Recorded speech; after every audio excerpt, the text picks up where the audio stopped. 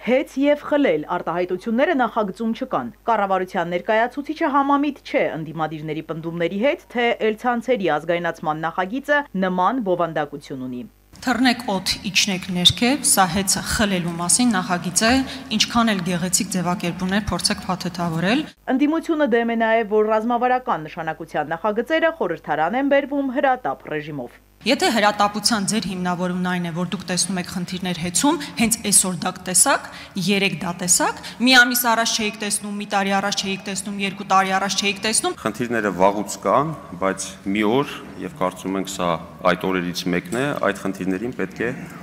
արագ լուծում տալ։ Փաշինյանը դահլիճում չէ, բայց թեմային անդրադառնում է սոցցանցի միջոցով։ Վարչապետը գրել է, որ հեծի հետ կապված հանձնարարականը տվել է մայիսի 20-ին։ Դրանից հետո են հեծում որոշել կանգնել եկեղեցու կողքին։ Հարցի հիմնական զեկուցող Վլադիմիր Վարդանյանն ասում է, էներգետիկայի բնագավառում պետությունը պետք է արագ արձագանքման կառուցակարգեր ունենա, որ վտանգի բարձր հավանականության դեպքում կանխարգելիչ միջոցներ գործադրի։ Հանձնաժողովի նախագահը միանձնյա նաև որոշում է, որ կառավարումը պետք է խլի նրա ձեռից սուբյեկտի, որ հետո պետք է պարտադրի կանոնադրության մեջ փոփոխություն անի, սեփականության վերաբաշխում անի, այդ բոլորը տվել է հանձնաժողովի նախագահին, բայց այդ մեղքը չի գալիս այդ հանձնաժողովի նախագահը, այդ անձը։ Վաղ այդ մարդը ո՞նց պետք է պատասխանատվություն կրի ցերես ապօրինի գործողությունների համար։ Օպերատիվության տեսանկյունից, երբ որ անհրաժեշտ է իրավիճակից թելադրվող արագ գործողություններ իրականացնել, անհրաժեշտ է որպեսզի միասին որոշումներ կայացնեն։ Հեծին առնչվող գործընթացը միայն Սամվել Կարապետյանին ուղված չէ, ասում է Տիգրան Աբրահամյանը։ Մյուսներին ազդանշան են ուղարկում, որ իշխանությունը բռնատիրությունը պաշտպանելու ճանապարհին մարդկանց ունեզրկելուց հետ չի կանգնելու։ Իշխանության նախաձեռնած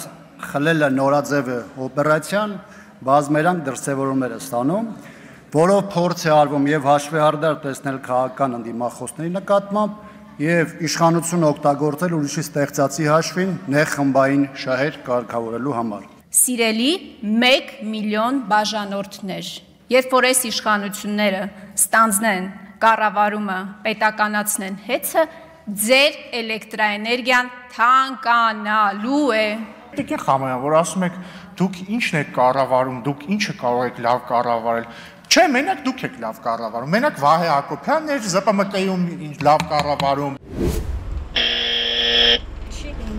Տրանսպորտով անվճար երթևեկելու ժամանակը սպառվել է համաձայն նախագծի ուղևորը կտուգանվի, չվճարելով օգտվելու դեպքում 10,000, տոմսը կամ կրիչը չվավերացնելու դեպքում 3,000, իսկ այլ անձի համար նախատեսված արտոնությունն օգտագործելով վճարելու դեպքում 15,000 դրամ։ Ես ոնց եկաք այդ եզրակացության, որ քաղաքացին փաստորեն տուգանքի մատերել է ամեն դեպքում։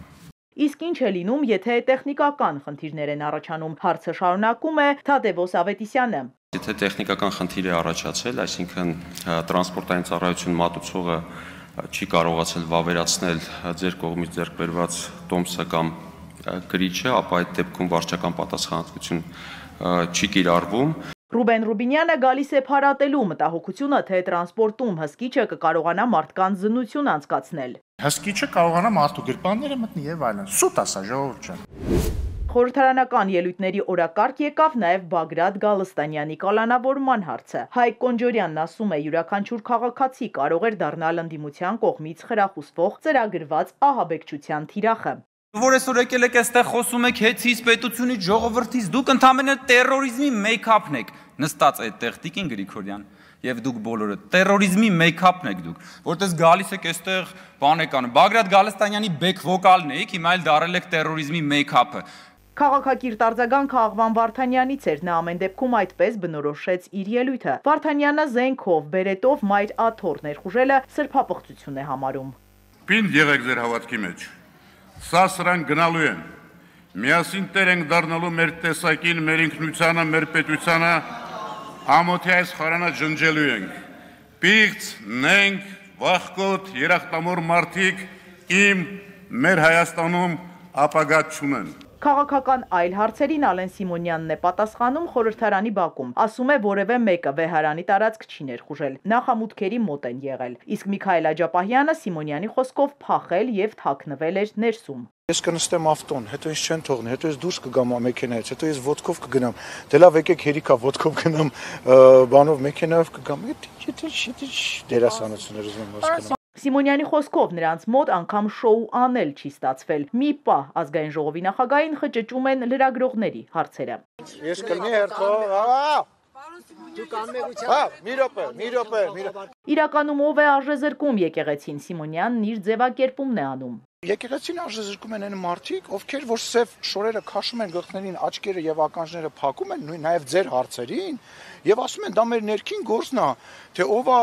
քերակինը, թե ով է աղջիկը, ով ասում են դա մեր ներքին գործն է, երեք ժողովուրդ, դա անձնական կյանք չի։ Ազգային ժողովի խոսնակը նաեւ անդրադառնում է Բագրատ Գալստանյանին վերագրվող ձայնագրությանը։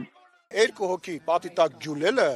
ինչից ուզում ես կդրի, այդ երկու հոգի պատի տակ գյուլելը։ Անդրադառնալով Սամվել Կարապետյանի ու Միքայել Աջապահյանի կալանավորմանը, ազգային ժողովի նախագահն ասում է, եթե հանցակազմ չի լինում, որևէ մեկը Հայաստանում հենց այնպես բանտ չի գնում։